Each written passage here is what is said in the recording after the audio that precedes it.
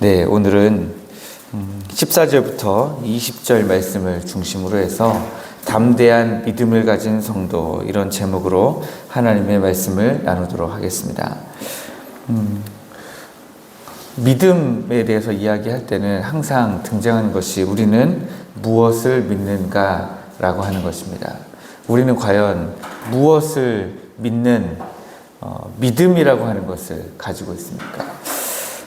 그런데 정확하게 질문하면 우리는 무엇을 믿는가라고 질문하는 것보다는 우리는 누구를 믿는가라고 질문을 하는 것이 더 맞는 것이다 라고 하겠습니다. 우리는 하나님을 믿죠. 근데 그 하나님이 어떤 하나님이시라는 사실을 믿습니까? 창조주시라는 사실을 믿고, 그 창조주 하나님이 지금까지 이 세상에 모든 창조하신 만물들을, 피조물 모든 것들을 하나님이 다스리시고 운영하고 계시다라고 하는 사실입니다. 그리고 그 하나님이 특별히 사람을 사랑하셔서 예수 그리스도 독생자를 이 땅에 보내시고 우리를 구원하셨다라고 하는 것입니다. 이렇게 우리가 누구를 믿는가에 대해서 분명해지면 그 다음에 우리가 또 던져야 되는 질문이 이것입니다.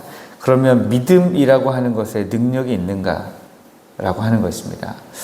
우리가 믿는 그 하나님이 과연 우리와 관계가 있으신가라고 하는 것입니다.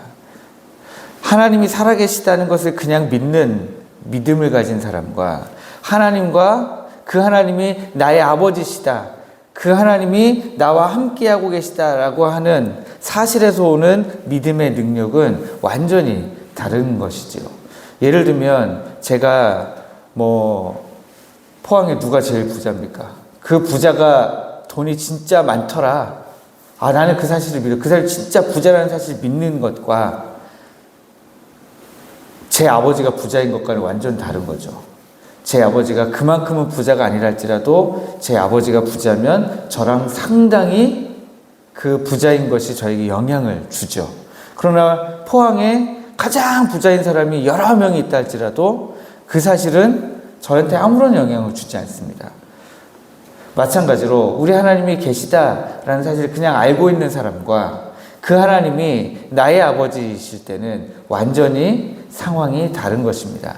거기에서부터 믿음의 능력이라고 하는 것이 완전히 달라지는 것이죠. 오늘 이 제자들의 모습이 그렇습니다. 제자들은 진즉에 예수님께서 귀신을 쫓아낼 능력을 이미 허락하셨습니다.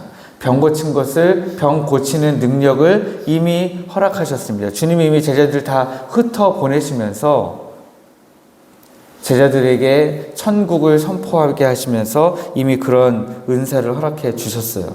그럼에도 불구하고 오늘 이 제자들이 귀신 들려서 간질로 심히 고생하는 한 아버지의 아들을 고쳐주지 못했습니다. 주님이 이미 주셨는데도, 이미 그런 능력을 주셨는데도 제자들이 그렇게 하지 못했던 이유가 뭘까요? 주님이 말씀하시기를 그 문제는 작은 믿음 때문이다, 그렇게 말씀하십니다. 믿음이 너무 작기 때문에 지금 너희들이 이 귀신을 능히 쫓아내지 못하였다, 그렇게 말씀하시는 겁니다. 그러면서 하시는 말씀이 저는 정말 이런가? 라는 생각을 하게 되었는데요. 주님이 뭐라고 말씀하십니까? 만일 너희에게 믿음이 뭐만큼만 있어도요? 겨자씨 하나의 만큼만 있어도, 그냥 겨자씨만큼만 그래도 뭔가 의미가 와닿잖아요. 그런데 굳이 겨자씨 하나의 만큼만 있어도, 그런데 그러면 이 제자들의 믿음이 작대 얼마나 작은 거예요? 겨자씨 하나보다도 더 작은 거죠. 겨자씨만큼도 못한 믿음을 가지고 지금 귀신을 쫓아내려고 하는 것이죠. 믿음의 능력이 있는 이유는 아까 제가 말씀드렸듯이 하나님이 바로 그 하나님이 나의 하나님이시기 때문입니다. 그 하나님의 말씀들이 바로 나에게는 약속이기 때문에 그렇습니다. 그래서 우리에게는 사실 아무런 능력이 없죠. 그럼에도 불구하고 하나님이 계속해서 말씀하시는 거예요. 나에게 기도해라. 그러면 내가 너희의 기도를 들어주리라. 그 말씀하시는 겁니다. 그러므로 믿음으로 못할 것이 없다라는 얘기를 우리가 하게 되는 거죠. 종종 회자되는 이 이야기를 저는 참 좋아하는데요.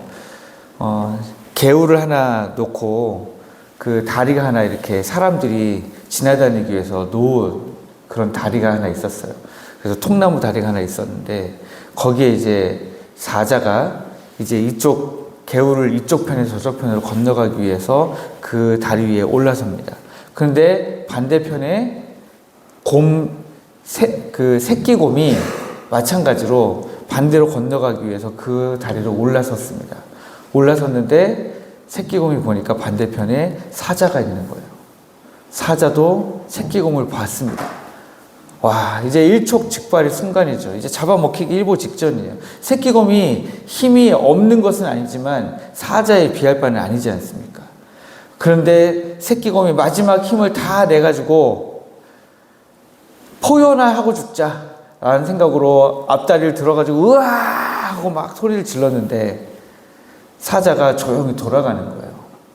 그래서 이 새끼곰은 자기가 이긴 줄 알고 야, 역시 내가 정말 크고 무섭게 생겼나 보다 하고 우와 하면서 좋아가지고 뒤를 딱 돌아봤는데 뒤에서 누가 이러고 있습니까? 엄마곰이 이러고 있었다는 거잖아요. 우리의 성도의 삶도 그렇습니다. 우리는 사실 새끼곰과 같죠. 그런데 우리 뒤에 하나님께서 함께 하시기 때문에 우리가 그냥 단순히 산을 명하여 여기서 저기로 옮겨져라 하면 하나님이 하실 수 있죠. 근데 그것이 하나님에 대한 믿음을 가지고 할 때에 그 정도만큼의 일이라도 우리 주님이 하시겠다 하시는 것입니다. 여호수아가 어느 족속하고 싸운지 갑자기 생각이 안 나네요. 여호수아가 이제 이스라엘 백성들과 함께 싸울 때에 아모리 족속과 싸울 때에 아모리 족속이 자꾸 도망가니까 어떻게 됩니까? 하늘에 해를 향하여 명령하잖아요. 하늘의 해와 달아 멈추라. 그러니까 하나님이 그 해와 달을 멈춰주시잖아요. 하루 동안. 그건 그냥 산이 여기서 저기로 옮겨지는 것과는 비교가 안 되는 일인데도 하나님이 하셨다라는 거예요. 하신다는 거죠. 우리에게는 이 믿음이 필요합니다. 이런 정도의 일을 하는데도 겨자씨 하나만큼의 믿음만 있으면 된다라고 말씀하시는 겁니다. 지금 우리 교회의 모습을 보면 기대가 되는 부분도 있고 그럼에도 불구하고 사실상 정말 그렇게 될까 싶은 일도 있고 기대는 되면서도 진짜 그렇게 될까 하는 마음이 교차해서 존재하는 것이 사실입니다. 그런데 우리가 믿음을 가지자는 거죠.